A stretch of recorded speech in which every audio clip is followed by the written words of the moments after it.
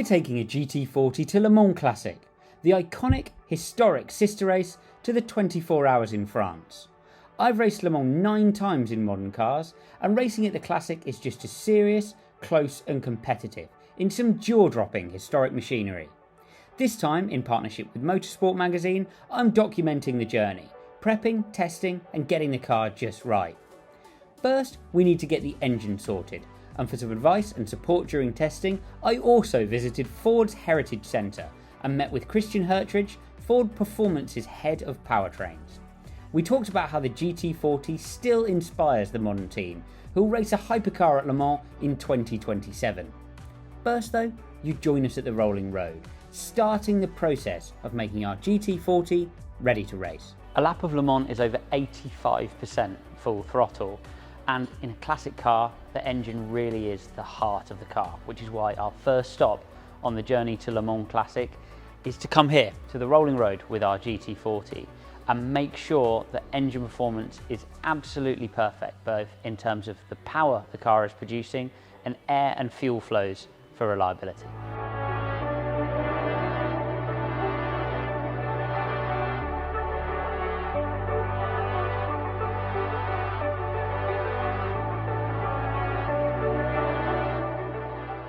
Um, 24 hours is a long time, but speed terrifies me, right? So engine bits spinning around.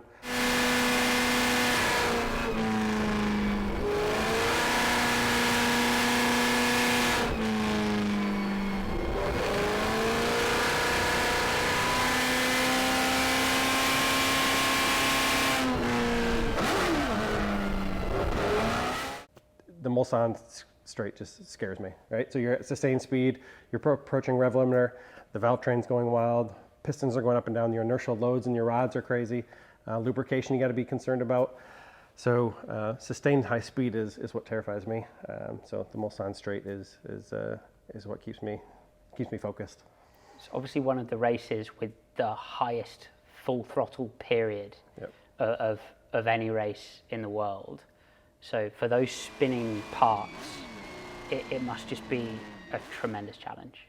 It is, because you want to take weight out of everything, right? So you're stressing everything. You got to make sure it's lubricated.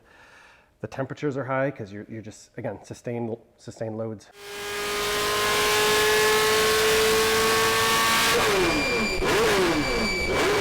You're always trying to do your best to make sure the durability is there, and that track is terrifying. There's not a lot of transient, it's just speed, and it's just load on everything, and it's just taking a beating. Test. You can't test enough. So I'm amazed. I won't call them our forefathers, but they're our role models, right? So the guys that did the GT40 engine, just amazing. We all look forward. You know, we all look to the past and think what we're doing now is what they did. The tool sets that we have are far greater. So what we do now is, you know, we do a lot of analysis. So CFD, FEA, 1D analysis, combustion analysis, and we do all this stuff that these guys in the past didn't. They did by trial and error. But ultimately, we all validate the same way. Build it, run it, test it, and fix what fails. So we all kind of operate the same way, we just have more computers now. So first job was to balance the carbs, make sure each set of carburetors are sucking the same amount of air in. So they use a machine in the top of the carburetors here at BH Performance to make sure that the airflow in to each set of carburetors is exactly the same. We wind in all the idle mixture screws, which are the brass screws in the side, and make sure once it's all the way in that it cuts that cylinder, because that cylinder then gets no fuel whatsoever. So that cylinder is doing absolutely nothing then, it's getting no fuel. So then what we do is we count how many turns we wind it out until that cylinder clicks back in. So when the idle raises back up and it comes back onto all 8 cylinders, you know it's working. That gives you a bit of a position then of to stop around there, and then you carry on to the next one. And then once we've done that, then we look at what the idle mixtures are, and if we feel that it's a bit lean, we can then screw them out the same amount of turns. So all the cylinders then are getting roughly around about the same amount of fuel. So you just got them like a baseline. A baseline, basically. Then, yeah, so then exactly that.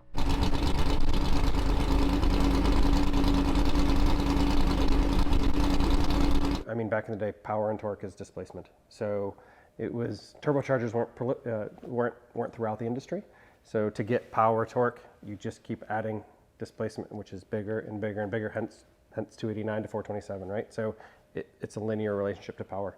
Do you think you would, without certain of those technologies, you would really suffer at Le Mans today? Which of the technologies you now have, I mean, obviously moving towards increasing electrification in engines in 2025, but in terms of the combustion engine unit, like when you look at sort of an electrically controlled injected engine versus a carbureted, where do you think the big step is in performance and reliability, or is it just a war of 1,000 cuts as engines have developed to today? There's some big changes. So, excuse me, fuel system.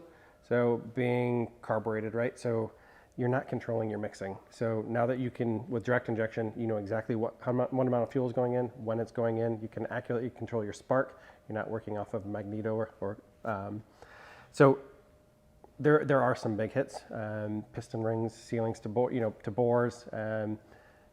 Those are the big hits. Halfway through our time at the dyno, so far so okay. Car looks good in terms of its air and fuel mixture so far. They've run it with sensors in the exhaust pipe to make sure. We're missing a tiny little bit of horsepower right at the top of the curve. So we're going to try and adjust the timing to see if we can chase a little bit of that horsepower.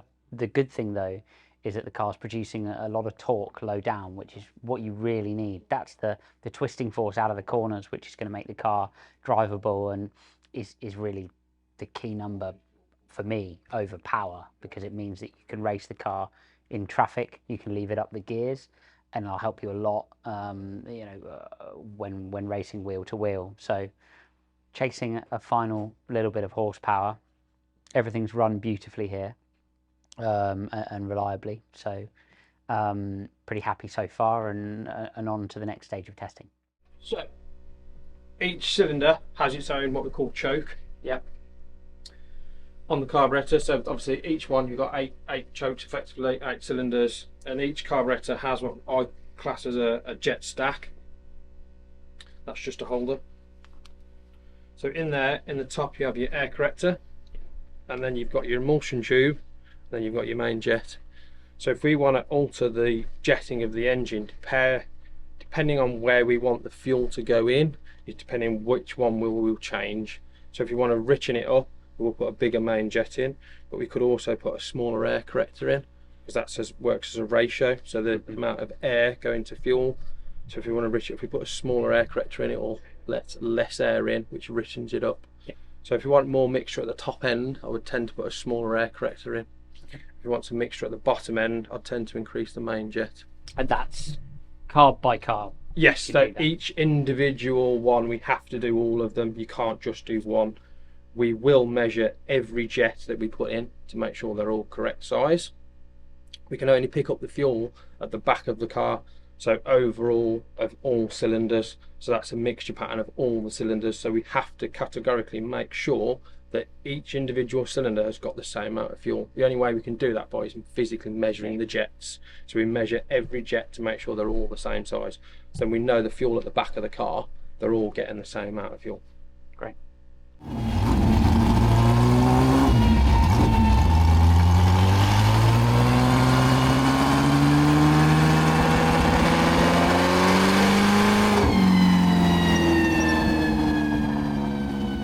I think Block had big stuff that back in the day they really struggled with. We can analyze that stuff to the nth degree and really figure that out. The challenges that we've now given ourselves are all the electronics and all the complicated systems to give you this extra performance. You know, they didn't have to worry about wires fretting or connectors falling off, and if they had a few of them, right? Now we've got 50 connectors on an engine. So you've got to pot each and every one of them, and there's multiple pins for all of them. So we've given ourselves a lot of complexity to get that performance and more failure modes. I think I hope we've solved the ones that they've struggled with, just with computer analysis and everything we do up front. But yeah, it's a different challenge today. So Ford are obviously going back to Le Mans. What does it feel like to to have years of blue oval history behind you, and a powertrain to develop on your shoulders to go and try and compete in the top class of the 24 hours again? Yeah, I think the first thing that comes to mind is terrifying. So, I mean, we have a lot of pressure on our shoulders. So, to live up to the 66 team, you know, the expectation is we're going to go there in our first year and win Le Mans. That's a big order. You know, we're taking on the world's best, as they did back then. So yeah, the team is focused, but we're all terrified. We've got a great team. We've got a lot of experience with recent sports car stuff, so GT3, GT4. Honestly, the Formula One program is motivating. So we're using kind of the skill sets we've learned by working in the Formula One world in the last 2 years to help us move forward, apply it to our processes, just the mindset of Formula One to help us with Le Mans, right? So those are the top 2 racing series in the world in my mind.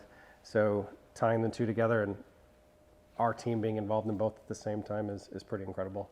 So it helps us get through the stress, the long nights, and the testing that we will have to just infinitely run to make sure we're ready for Le Mans.